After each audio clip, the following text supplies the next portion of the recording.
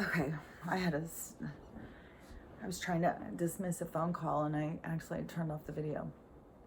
Okay, so anyways, there was a ton of channels that were talking about that and talking about censorship and stuff, and all of those channels got taken down. But they were so many people that were seeing the same thing I was seeing. And so I started meeting all sorts of different people who were Trump supporters and stuff. And they were they were nothing like what media says. But it still is a thing, because you can, there's people I can talk to who, nope, every single person who supports Trump is a racist. They're white supremacists and stuff. And it's just, no. Everyone, all the ones that I was coming across, I would have considered them like really good boys, down home guys, the, you know, nothing at all. Like, I love everybody, you know. Nobody at all would be live by Christ rules and stuff. Yeah. And I was like, oh my gosh, this is like the meat and potatoes of America. And so then I started looking, will you stop, please? Then I started looking and started watching Trump all the time and stuff. And I started finding out, oh my gosh, he's bringing manufacturing back? What? Because I was like, I remember when that happened, because when I was a kid, everything was made in America. It was made in USA, everything you would get. And then all of a sudden everything was made in China. And they were telling us, well, we have to move our corporations over. I don't even remember all the things they were saying why. It was always, they have to do this. It's for our own good. But there's going to be a benefit, everybody. You're going to pay less. So they took all the jobs away. Well, I wasn't in manufacturing city or industry or anything. I was in Southern California or down in Texas, down by the oil wells, where people are down there making money off that. And so it didn't have any effect on me, so I didn't really know. So it's easy for, you know, if you don't hear him talking about it, you have no idea what it actually means.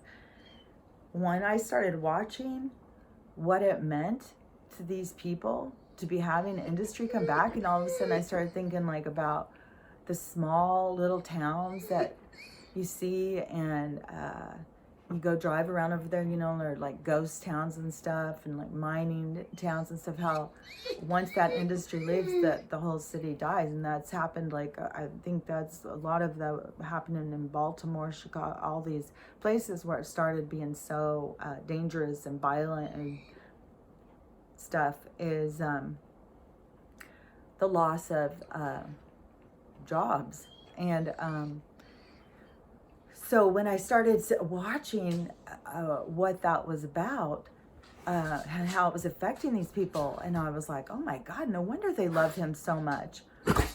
I mean, these are the people, he's bringing life back to these places. He's bringing jobs back. He's changing.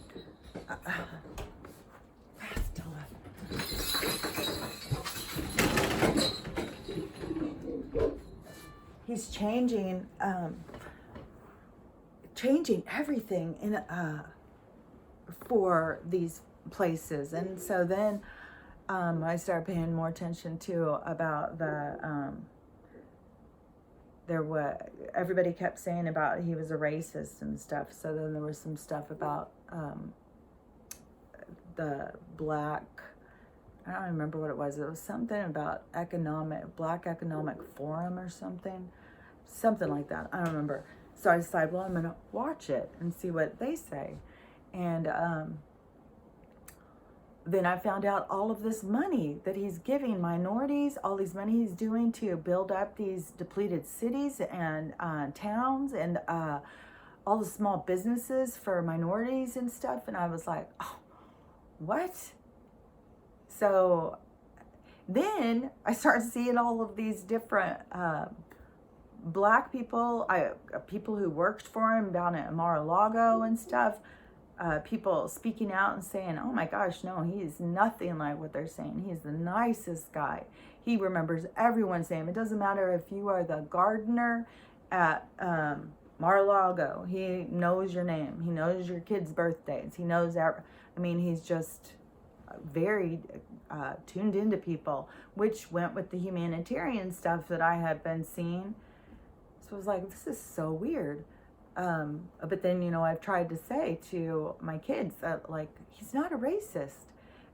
He's doing more for, he's letting so many black people who were unjustifiably extended, like the ones, you hear about, went and stole a loaf of bread and got 65 years because he was black and stuff. He's, letting them out. He's getting these corrupt judges out and putting in ones that are basing just on the Constitution. So they can't, make all these willy-nilly, like, you pay this judge off, your kid gets off, you can go kill a family of 6 in a drunken accident, and get out. Well, he's changing our judicial system. And so that, I was like, it just kept being more and more things like, this is like crazy. Then you start really pay attention. You start seeing like how much of everything is sound bites, and how much and when you start seeing how much of the stuff is manipulated with the sound bites and sources say and all that stuff, then you think, oh no, that would be a giant conspiracy. Then go in and see who owns the places, who's funding them. It's like the same dinner party. They're all at the same dinner party. They all have the same political beliefs. They all have the same agenda. Then when you see like, oh, it just keeps being like another thing you have to wrap your mind around, because it's just so bizarre. And then you see like, okay, then they manipulate. They're not telling the truth. They just manipulate it and make something sound different than it is. And then you start seeing information come out, because then I was pretty active on Twitter. Once it became that thing about Flynn doing that digital soldier or whatever, that whole thing, then I started being like, okay, I've seen enough to think like, okay, I'm going to take this seriously. If there's something about this with the censorship and stuff like that, I'm gonna help get the truth out. So I was on Twitter all the time, and as soon as things would come on, you have to see them right away, because they'll be taken down and censored. So like as soon as they released the information about Hunter's laptop, as soon as the FBI came out and said that it's authenticated, the information's being released, we are pursuing this. All of the news said something totally different. And then they started taking the videos down. The stuff I've seen from that laptop, they're doing the same thing as they did with the Wiener laptop. They say, oh, there's a lot of bad stuff on here. We're just gonna, keep it over here in this closet. I don't want these people to know about what's going on. The more you start seeing, the more you have to question. You have to be wondering, like, why? What is the point of all this? And you start seeing, like, most humans just want to just live their lives the way they want to live it, spend time with who they want to spend time with, spend their money on what they want to spend money. They want their money to have value. They want their time to be valued, their skills to be valued. So, yeah, it's so then when you start looking at it, it's like, that's really very cruel to manipulate people like that and to hold information back from them, especially during this this whole I mean, I don't even know what words will get you called off from here, but this whole thing that's been going on, that we have to fill out the dots, that how much stuff is coming up about this being not on the up and up, and now it's being held back. This channel that I'm going to release these on has already said that they are going to remove every single video that it has any disputing anything about it. But there is a lot of stuff. When I was looking up stuff about COVID and masks and stuff, and I started seeing like doctors and nurses were coming out saying the same thing I was saying, and then they would be censored, taken down, fired from their jobs. I was like, this is weird. But how many people don't see it as weird? How many people think like, well, they're probably lying, just like you're crazy. You don't know what you're talking about. If you disagree with these people, then you're probably a crazy person. Like, oh, I'll just look into things more. I mean, I'm just keep on learning that you gotta look into stuff more. I mean, there's not a lot of truth out there, and you can't just expect that you're being given the truth. And then you got to think about like what is the motive behind all this manipulation, behind all these lies and stuff. And it goes deep, it gets big, it's real big. But you know, I can't go in and sit there and tell you all the stuff I've seen, because then I'm just a crazy conspiracy theorist. There's one thing that we've all learned who's looked into anything, is you got to look into it for yourself. You got to see it with your own eyes. You got to follow your own rabbit trails. You've got to find it.